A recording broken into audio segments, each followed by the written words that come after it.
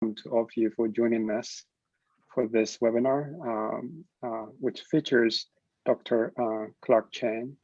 And before we invite Pani to give an introduction, Clark, I want to mention if it's the first time you're joining this webinar hosted by Learning Informatics Lab, the lab was established in 2019 as an interdisciplinary intellectual space where we can gather to talk about research, to design technology, and also to mobilize technology to improve learning across lifespan or across settings.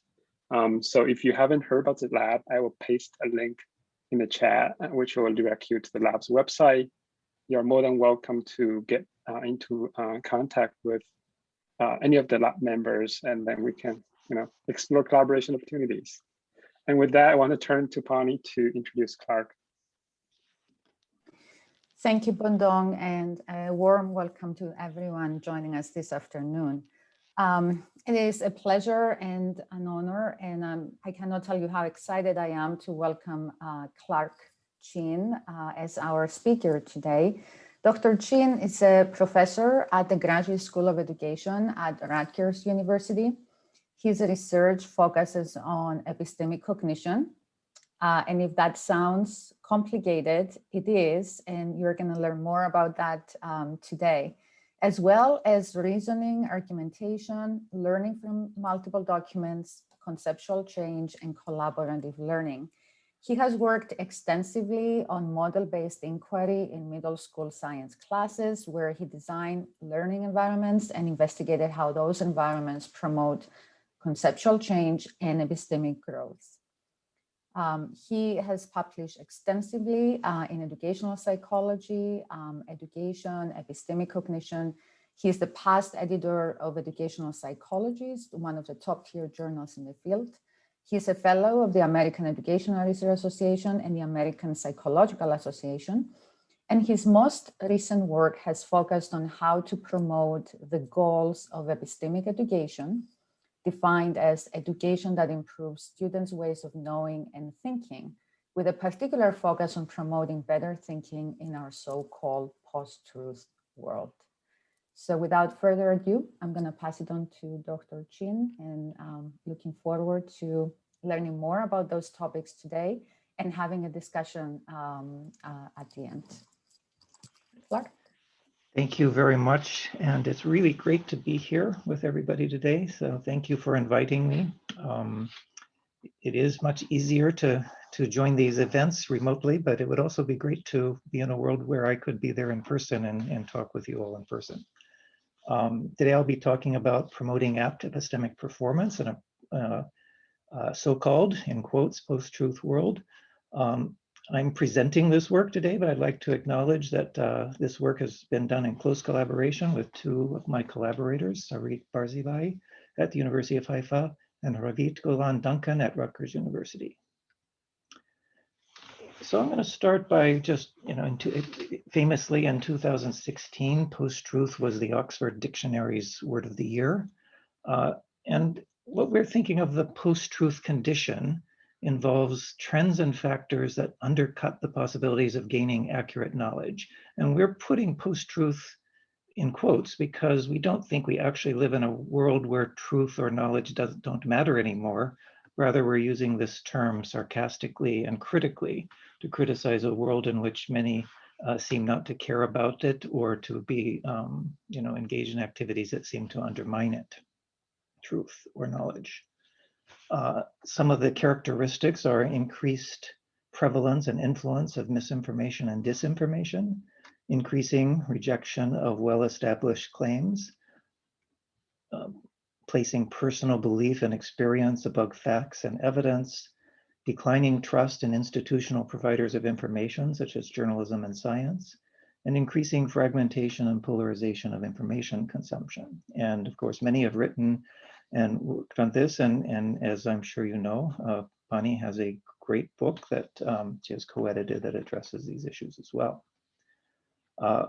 We think, although we're aware that these issues have been no doubt prevalent throughout history to some extent, I think here are two books which I think make a cogent argument that modern media exacerbates a number of these reasoning problems. And I also want to emphasize that I think that mitigating post-truth problems will require much more than education. Education can't solve all of these problems. Other solutions will come from communications, political reform, legal challenges, economic reform, media reforms, technological remedies. But I think educational reforms also have a really big role to play, and education has as transformative a role as any of these areas has for making a real difference in these problems. And so I'm going to try to lay out some ways we could do that. So here's the outline of my talk. I'm going to start by sketching a new analysis of the goals of epistemic education, which we call Apt Epistemic Performance, following the philosopher Ernest Sosa.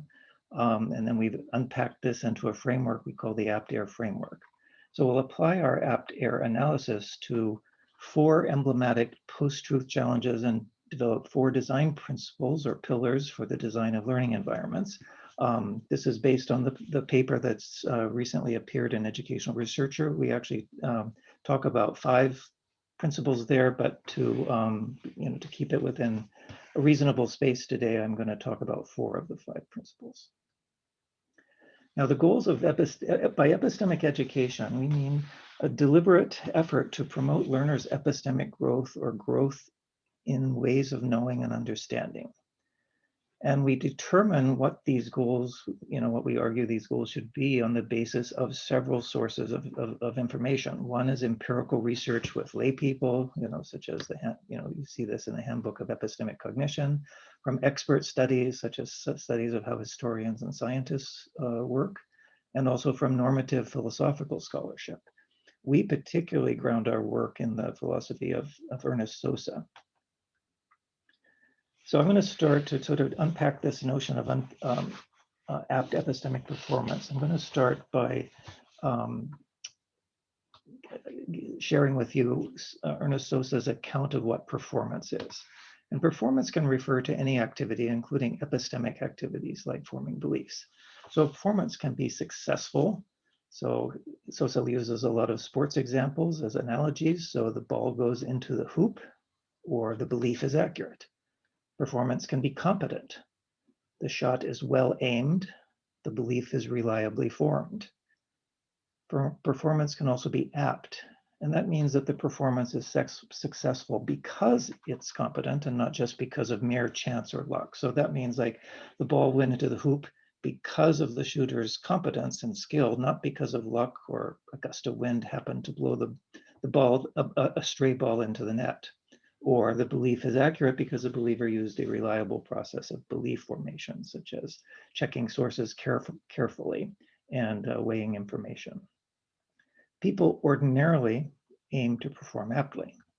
But even better is what Sosa calls fully apt performance, which requires a kind of metacompetence.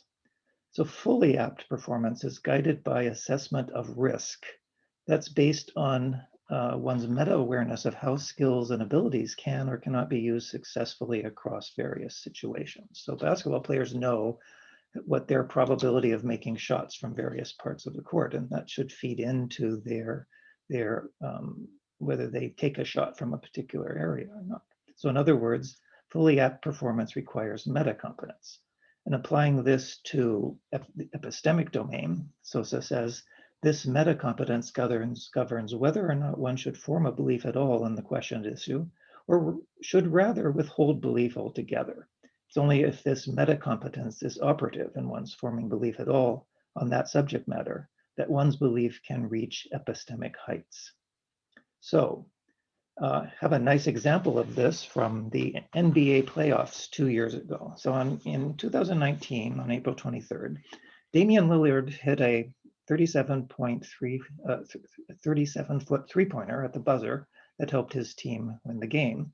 That distance is very far away from the hoop. His defender said, "That's a bad shot. I don't care what anybody says. That's a bad shot, but hey, he made it." So the notion here is very much along what Sosa is saying. So the person, Paul George, who said this, saying, well, goodness is not just success when there's too much risk of failure. But this was not the end of the story.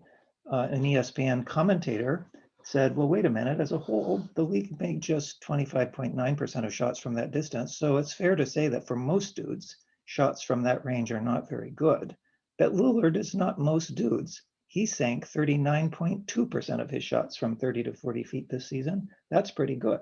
So this commentator is saying that, well, this success, it is competent, and therefore it is a good shot. But Lillard had something to say about this too, and Lillard's argument comes from metacompetence. Even if it's not something you want to lean on, it's something that you have there, that you worked on, you spend time doing. So you've got competence in it when the time does come. That's why when I was standing there, I was like, I'm comfortable with this, I'm competent in this. So to me, it's a solid shot. So this is clearly an argument for metacompetence. He's aware of the risks, he's aware of his own skill and how his skill sort of fits into taking a shot from that distance at that time. So what is good epistemic performance, moving from basketball to epistemic domains? Success is necessary, but insufficient. We want success, such as made shots, accurate beliefs, to be achieved through competence, and that's what Sosa calls apt performance. But more than this, the goodness of the performance, the made shots or the accurate beliefs, also depends on the metacompetence of the individual in judging if their competence is sufficient in the current conditions and appropriately evaluating risks. And that's what Sosa calls fully apt performance. So we have now tended to abbreviate. When we say apt performance, we really mean fully apt performance, even if we don't say it out in full. So we argue that the goal of epistemic education is fully apt performance, which has 4 criteria. First, it needs to be successful. So if I believe that humans are causing global climate change, I think that's an accurate belief. So I'm going to call that successful. Unsuccessful would be if I believe that global climate is not changing. But fully apt performance also needs to be competent. So I need to have the competence that I recognize that global climate scientists are using an array of reliable processes that I know about and I'm familiar with to reach a high degree of consensus. If I were incompetent, I might have no idea of whether there is consensus or whether and when consensus is a warrant for belief. The third criterion is it needs to be apt. So my belief needs to be caused by my competence, by my evaluation of the scientist's reliability. But imagine instead that my belief that climate change is occurring has nothing to do with my ability to evaluate what scientists have come to in the way of consensus, but rather my belief just arrives because I'm from a commitment to liberal politics. And so I'm just lucky that in this case, liberal politics have the right belief. And then to be fully apt, I need to see abeyance as an option, but I judge that the consensus of this scientific community is a sufficient warrant for belief. And I would be not fully apt if I never considered abeyance as an option, if I just resolutely jump into a strong position on every issue. So those are the 4 criteria for fully apt epistemic performance. Now, we think this is a lofty goal. It involves actual epistemic success outside of school in various settings, and often in often complex, confusing post-truth settings of the sort we talked about before. Okay, so with that, what is needed then for fully apt performance? And so to do this, we now unpack it more psychologically using what we refer to as the Apt Air framework. So the Apt Air framework involves crossing 2 dimensions, and I'm going to explain these dimensions one by one. So the first dimension concerns 5 aspects of engagement in fully apt performance. And I'm going to illustrate these. I could illustrate these in a lot of different domains like modeling, scientific modeling, or historical narrative making, but I'm going to use the example of argumentation to illustrate each of these 5 aspects. So cognitive engagement in epistemic performance is the first aspect, and that involves with argumentation as an example, competently engaging in argumentation to improve ideas, scientific ideas or whatever. The second aspect is adapting epistemic performance. One adapts argumentation appropriately for different topics and situations, such as history versus physics versus law.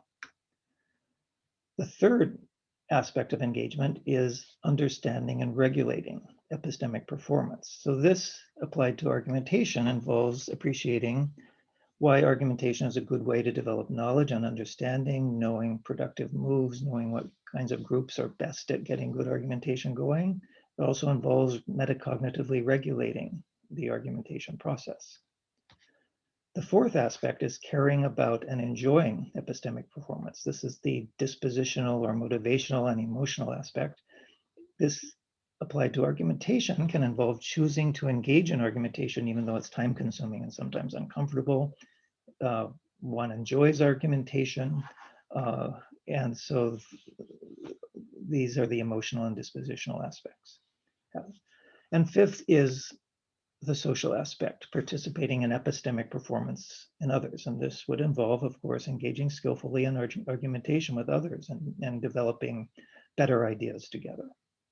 So those are the 5 aspects of apt epistemic performance. So what are the normative grounds for positing these 5 aspects, for example, in the case of argumentation? Well, again, as I mentioned earlier, the warrant comes from studies of lay performance, examining what leads people to be successful in argumentation. It comes from psychological and anthropological studies of expert performance, as well as historical studies of expert performance, such as historical studies of scientists and how they have interacted argumentatively, but also philosophical analyses of normative ways of thinking, such which are also many in the literature. So those 5 aspects are the first dimension of apt epistemic performance. The second dimension comes from the AIR model and the AIR model's 3 components of epistemic thinking. And the AIR stand for aims and value, for epistemic ideals. The I is epistemic ideals. Ideals are the standards you have or the criteria you have for deciding whether your aims are met. The aims are the things you want to find out and the value you place on finding those things out. And the R stands for reliable epistemic processes for producing knowledge, explanations, understanding, and so on. So the idea is then you cross the 5 aspects. Oops. You cross the 5 aspects with the 3 AIR components, and so you can identify 15 different cells of apt epistemic performance. And if we look, oh, I went the wrong way, sorry. So applying this, now I'm going to use a different example. I used argumentation as an example before. Now I'll use sourcing as an example. So applying this idea to sourcing, I'm only going to use, look at a couple of the aspects to save time, and just to give you a sense of how the AIR components get crossed with the 5 aspects. So if we take the metacognitive aspect, understanding, regulating epistemic performance, so metacognitive understanding of epistemic aims involved in sourcing might involve, I can explain why sourcing is valuable. The ideals, I can articulate the ideals used to evaluate sources, such as they're not biased, and I have justifications for why those ideals are good ones. I can tell you why it's bad, why it's good not to be biased. In terms of epistemic processes, I know a range of moves that I can use, strategies I can use to evaluate sources. I make sure that I know that it's important to examine a diversity of sources and compare them. Caring about epistemic performance, if we look at how that aspect crosses with the AIR components. So in terms of aims, I care enough to choose to evaluate sources. I care enough about that aim to choose it, even though it takes extra time. In terms of ideals,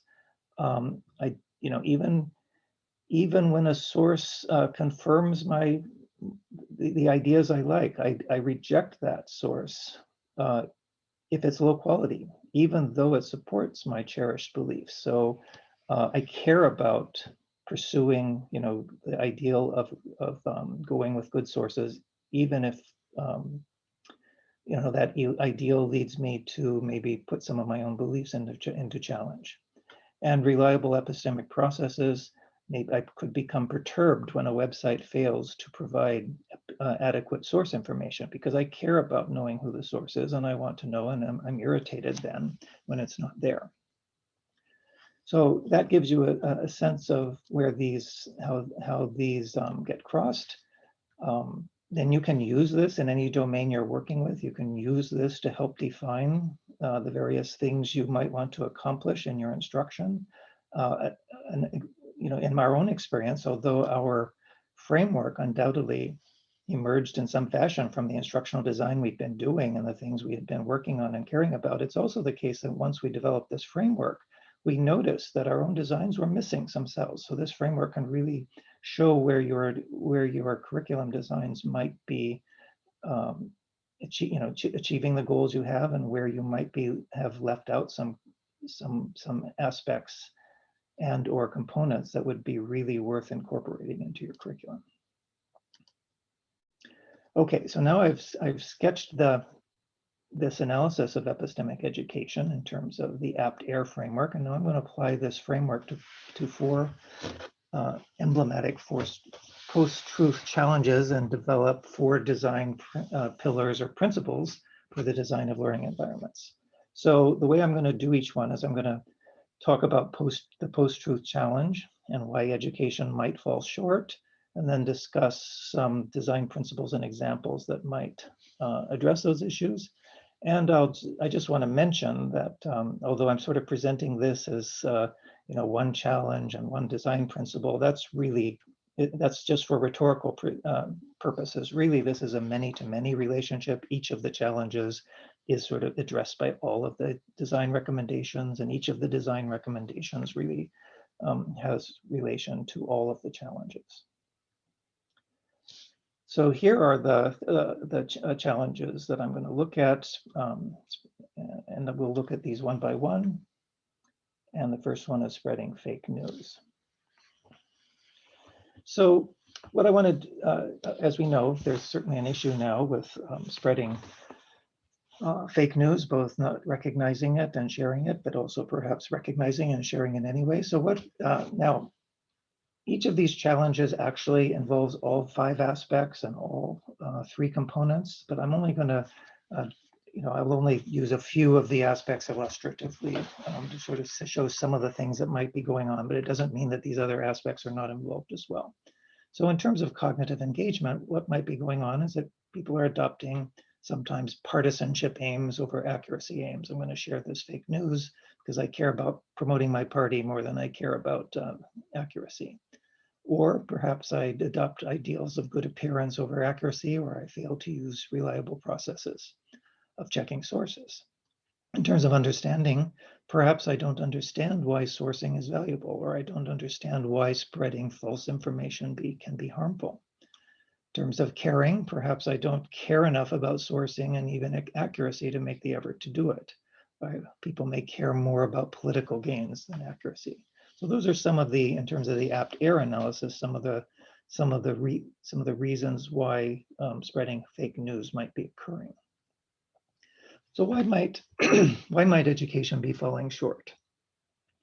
Well, one thing we argue in our paper is that we think that one problem can be epistemically safe environments. In other words, the environments in school are often carefully curated, information is carefully embedded, often to keep students from having any kind of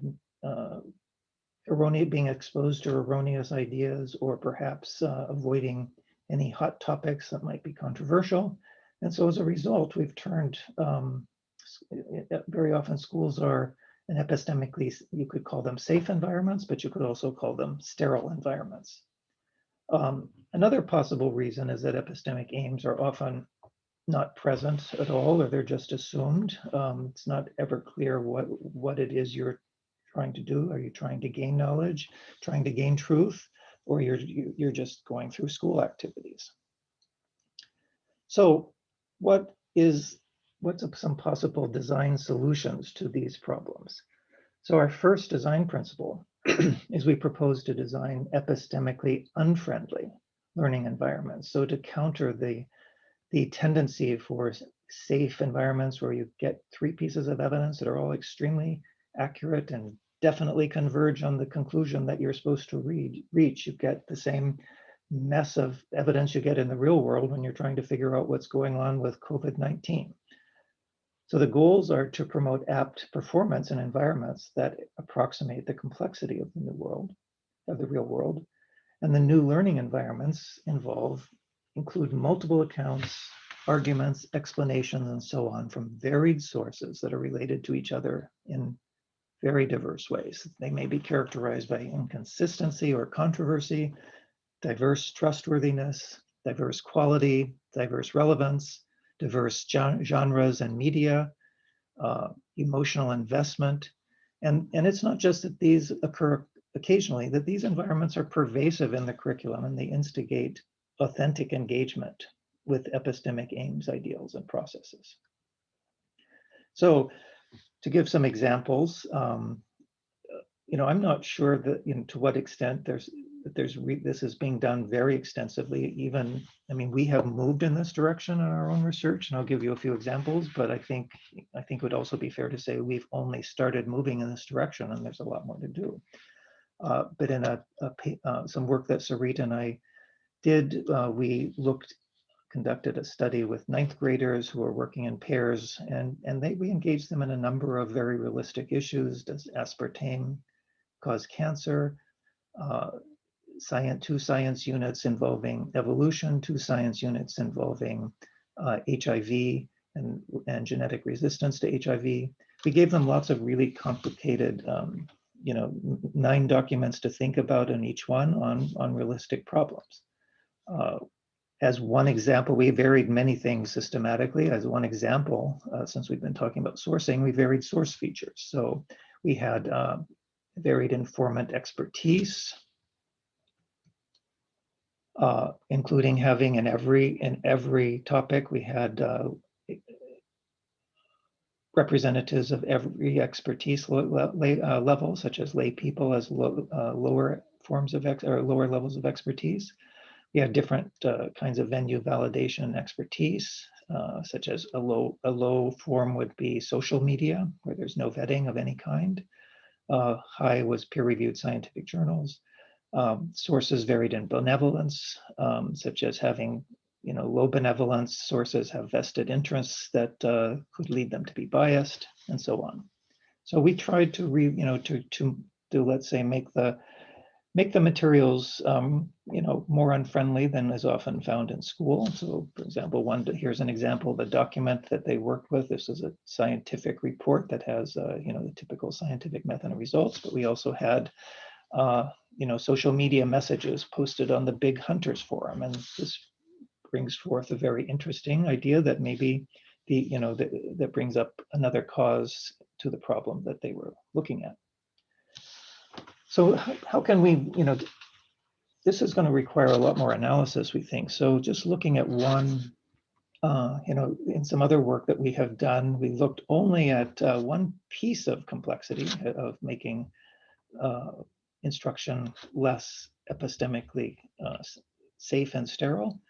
So, but we looked at just looking at evidence, how different what we need is from what we're doing at present. And what we're doing at present often has included some of what we've done in our projects as well. But current science instruction often has 1 to a few pieces of evidence. But what you need is, many, we see with COVID that there are dozens and hundreds now of studies that are addressing this issue. How are students to make sense of that?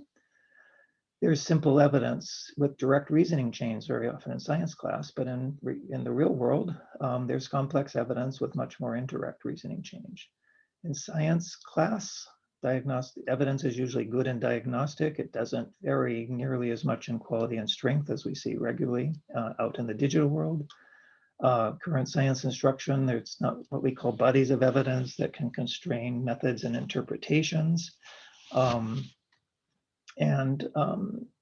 Science instruction often focuses strictly on how scientists use evidence, but students also need to know how lay people can use evidence, which is not always the same thing. So here's some examples. So we've started to try to build some of these, and I'll just show you without going into detail of the unit, but we had a unit where students were trying to figure out what mitochondria do, and they were looking at a a relatively low quality piece of evidence that showed mitochondria near flagellin cells. So you can see the students are really thinking about reliable processes of creating evidence.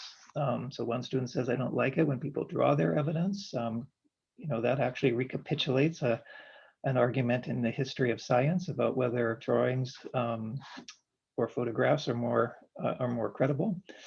You can't really, another student says you can't base it off a drawing, they could be wrong. But another person says, well, the person who did it had his work checked, his friend checked it, so they're thinking about corroboration. Another student says, but he might not have asked the teacher about what he drew. And so they're thinking about some of the various, some of the various conditions under which microscopic observation processes are more and more reliable. And so then they have a discussion about whether you need to have a photograph, and they are not sure you can have photographs from microscopes. So it really, so they're really thinking about a lot of issues with conditions on reliable processes of microscopic observation. So this was a start to try to get students to start thinking about more of these issues. So, thinking about designing for epistemic complexity.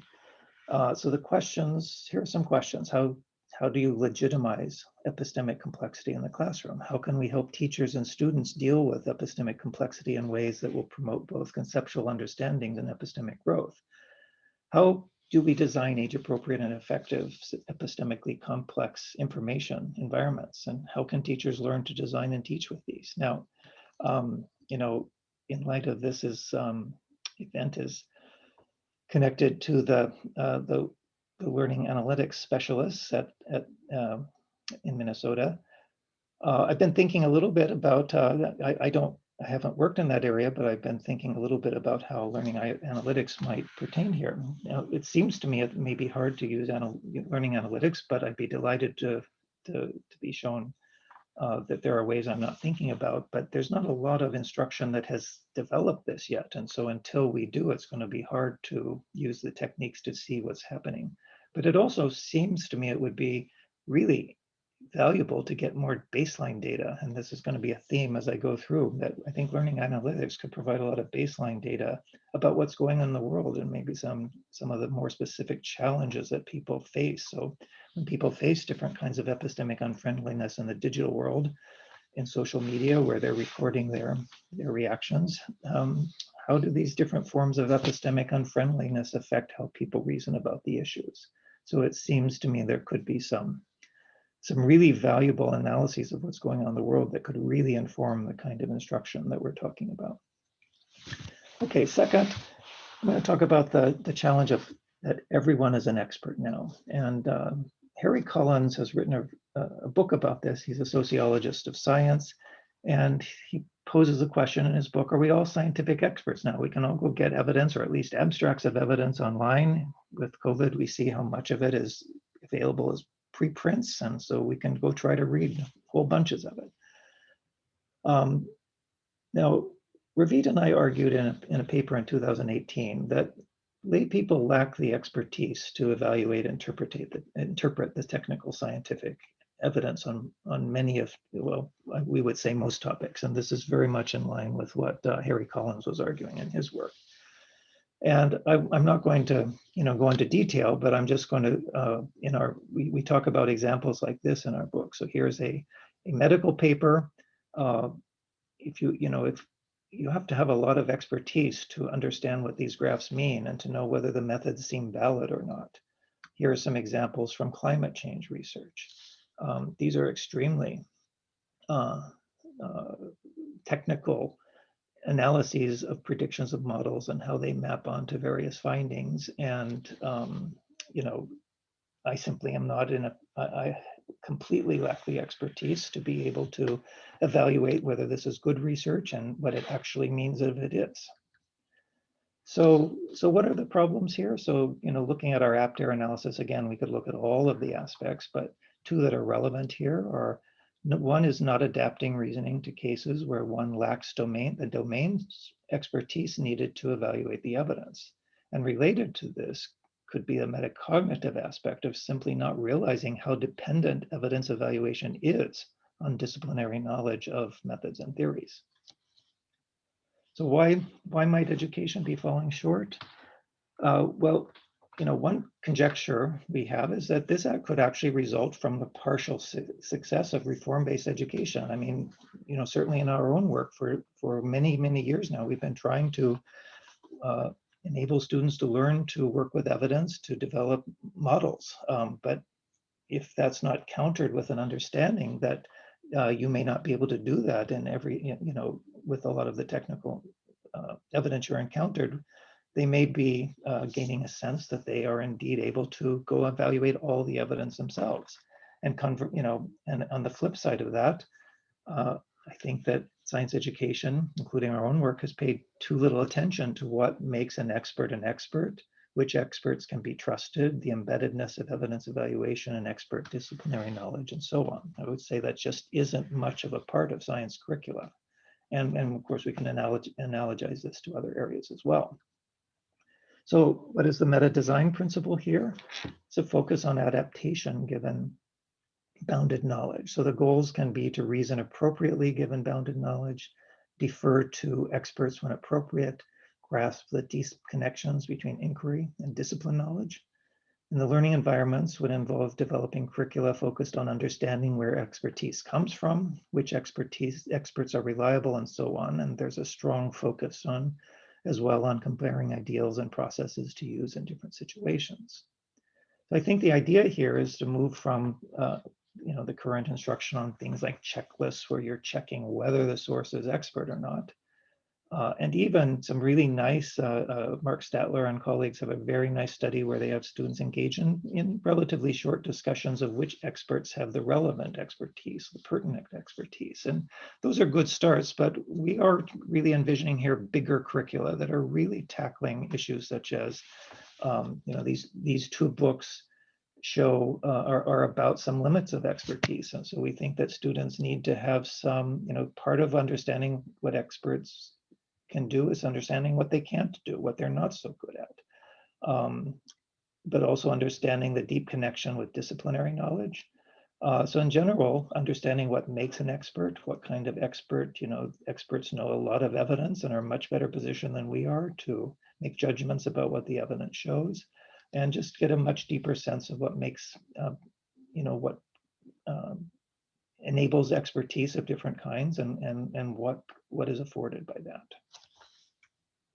So again, we can imagine questions here, some questions for adaptivity given bounded knowledge. How can we create opportunities for meaningful adaptive epistemic performance in K-12 education? Of course, we could extend any of these to K-16 as well. How to support adaptive application of epistemic aims, ideals, and processes. What are reasonable heuristics that lay people can use to overcome bounded knowledge beyond source evaluation, and how can they be taught? And again, I think if we had more data on, what people make of expertise, sort of in the digital wild, that would be really valuable. So what are people's takes on expertise? How do they go about trying to grasp evidence? What sense are they making of the COVID evidence they're reading, and so on?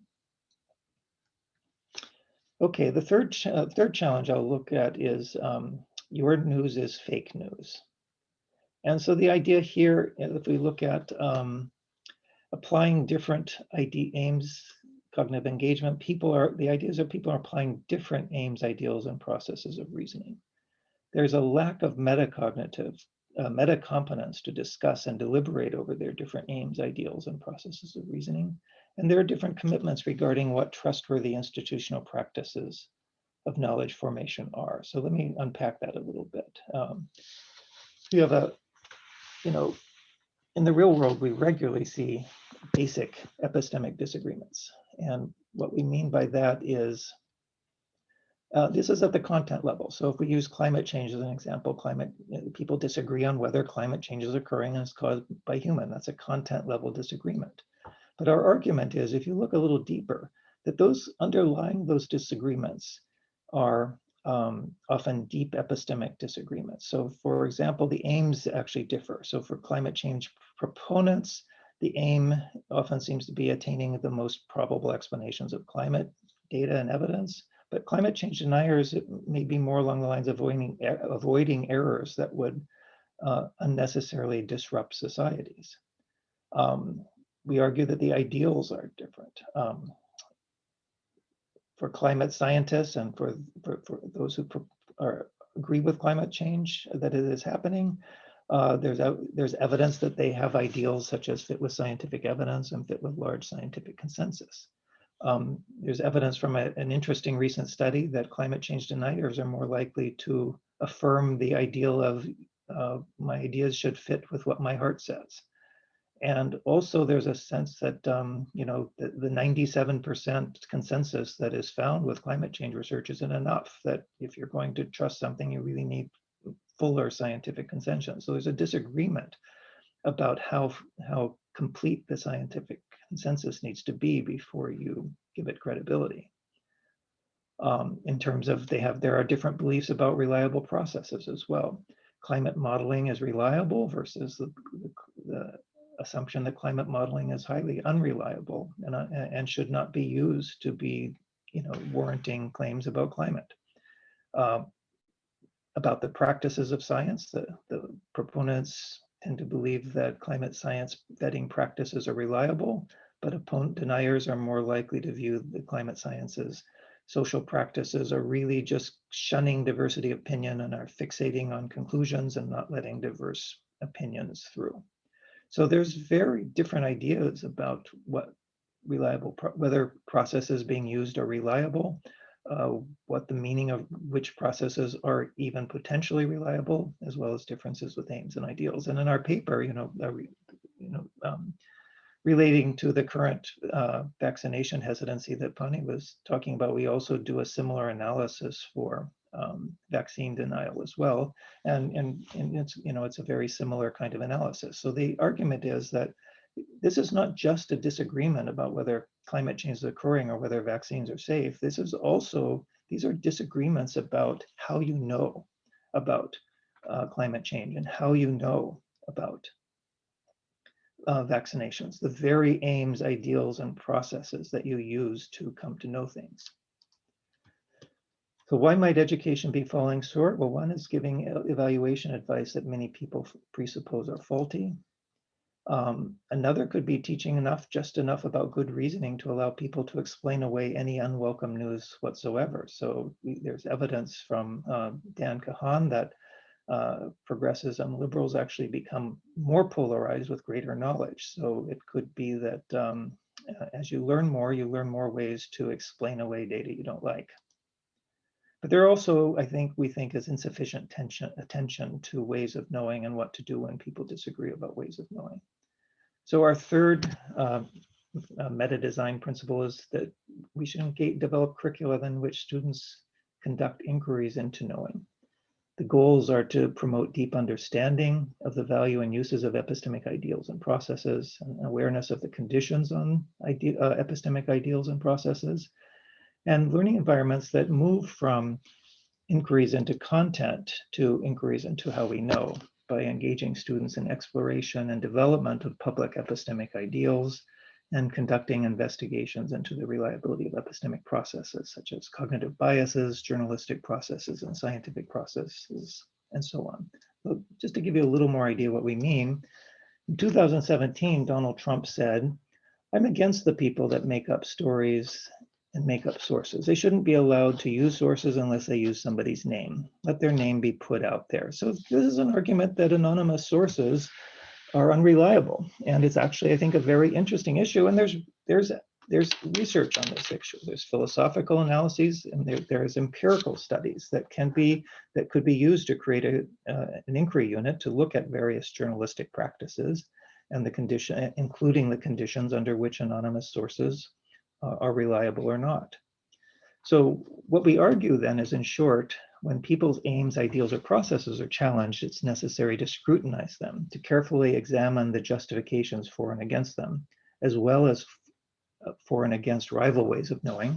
And people's epistemic performance needs to be guided by a metacognitive evaluation of their aims, ideals, and processes that provides confidence. that their ways of knowing are justified.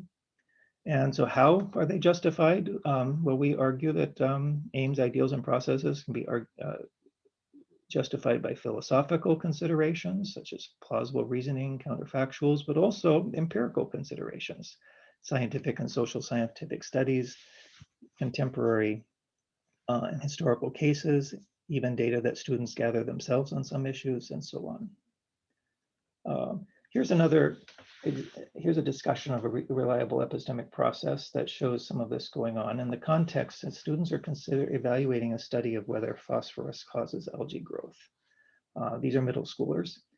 One student says, Matt, I think they should know. So the scientists should know whether, some ponds had phosphorus put in them and some ponds didn't. And of course, the notion of massed observation is that you shouldn't know which pond had phosphorus added when you make the observation. But Matt says, I think they should know because they should have an idea of what it is.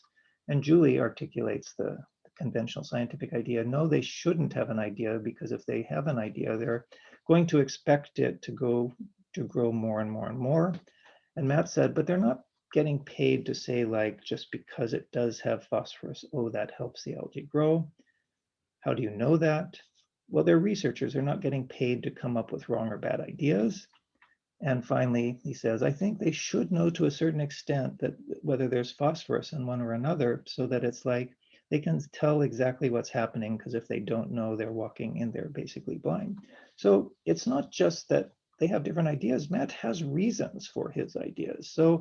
And we've also found that the students were skeptical that taking and weighing systematic samples of algae from the pond would be a good way to determine the algae. That struck them as a very wrong thing to do because you wouldn't be looking at all the algae. So they thought it would be better to look at how green the pond is altogether than to weigh algae, because that would be a more holistic way. So our thought is that students won't believe that, let's say, particular methodological processes or particular sources and so on are reliable just by being told. They need to engage in reason argumentation about the justifications for believing them. And if students are to develop community norms regarding reliable processes to follow, they really need some reason to commit to these norms. So we found now in a recent study with fifth graders that students can come up with their own norms for good models. So this is a class list of criteria, or in our terminology, ideals for good models. And these are all very reasonable criteria that the students came up with as a class. The teacher recorded. So the students have autonomy to create these. They share public aims, ideals, and processes, and they're engaged in collective epistemic action. Fifth graders can provide justifications for having these as ideals as well. So even fifth graders have access to arguments that can justify ideals. So for example, their ideal of being clear, organized, clear, and explain what's happening. Their justifications included ideas like when a model is clear and organized, it's understandable or readable. People will be able to think how you think. And so we found that students are actually quite good at being able to give some reasonable justifications for, even though it's a fairly abstract thing, fifth graders can give justifications for. And they can discuss with each other their justifications for why some criteria are more important than others, and whether some maybe are not so essential at all. So inquiries into knowing, the questions: how to connect inquiries into knowing into existing curricula. How can we support teachers in engaging students in these kinds of curricula? What are the most important clusters of aims, ideals, and process to focus on? And under what conditions might students converge on shared ways of knowing, and what are some other possible outcomes? How does one decide? And this is an issue we discussed quite a bit in another paper that I was referring to. How does one decide whose ways of knowing are to be prioritized, if any? And again, it would be very valuable to have have much more data on what's going on in the digital world at present. What are the aims, ideals, and processes that people differ on, that they have deep epistemic disagreements on various topics? I'm going the fourth principle I was going to discuss actually overlaps a fair amount with disagreements, inquiries into knowing. It's the idea that many students distrust social institutions, and many of the ideas I was just discussing in terms of inquiry into knowing and to thinking about how we know our argument is that you can apply this to also thinking about how how science operates as a social institution, how journalism operates as a social institution, and so on. So I've shown how our apt analysis applies to 3 of the emblematic post-truth challenges. And I'll just summarize here. I discussed today, oops, keep going the wrong way. I discussed today the first 3 of the forms of instruction we have talked about. The other 2 are discussed more in the chapter or in the ER paper, designed for lay social epistemic processes and fostering productive epistemic emotions, as well as promoting caring about epistemic aims, ideals, and processes. So the summary is that based on our analysis of fully apt epistemic performance, we propose that new forms of instruction are needed. And we think that these will involve significant changes in standards and curricula. And our work is, I would say, primarily a call to what we see as really urgent research. I think the bottom line is that there's much evidence that what we're doing educationally is not working. It's not preparing people for the post-truth world at present. And there's an urgent need to explore new directions, such as the ones we've suggested, but new directions that others are developing as well, to explore new instructional practices and find some things that work a lot better than present educational systems seem to be. Thank you.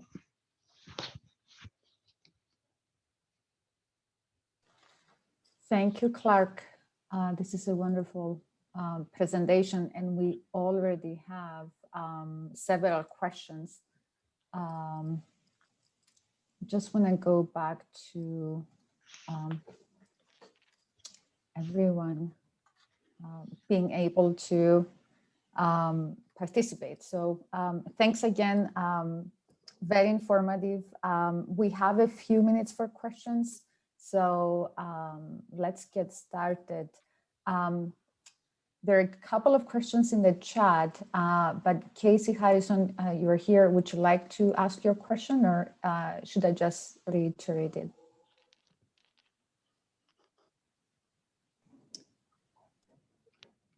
I can read it.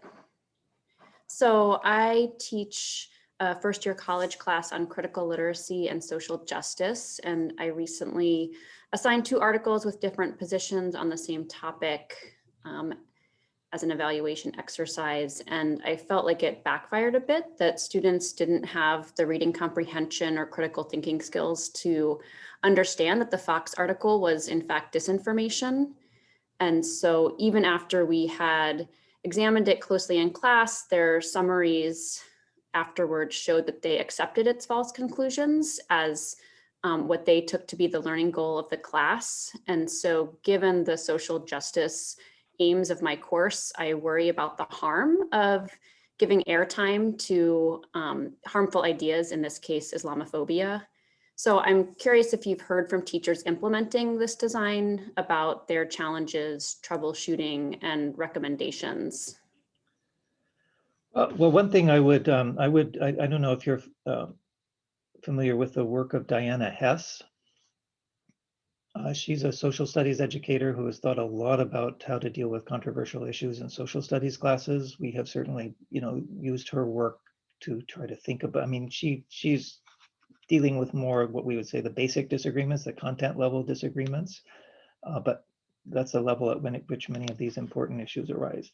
So I think that I think our approach would be to say, we wouldn't start engaging in an inquiry into knowing by also merging it with a task that's or with a topic that really has a potential to put some students in an uncomfortable, an untenable and unjustifiable situation, but rather to look to create inquiries in which students actually try to investigate now. And I admit, I don't think we have the curricula to do this now. And so this is one of the things we're looking to do, would like to do, is create curricula that would let students explore. So what are the conditions under which journalistic practices are better or worse? And how can we, and so I may be a little bit naive and over-optimistic here, but I think that if we can engage high school students or middle school students or college students in that task, that we might actually see they would come to quite a bit of consensus about the kinds of journalistic practices that are more reliable. And then the next question would be, so let's move to apply that to some of the media outlets that are out there. I'm less sure of what the impact of that would be, but I'm also fairly confident that if we evade this issue, the people who think that Fox News is highly reliable are simply going to learn to play a certain game when they're in class that they know they have to play in order to get grades, but they're never going to develop any commitment to the ideas that maybe other kinds of sources are more trustworthy than the ones that they currently trust. So I think I do believe we have to grapple with these issues. Otherwise, we just create a world in school that doesn't make an impact on people's lives out of school. Thank you.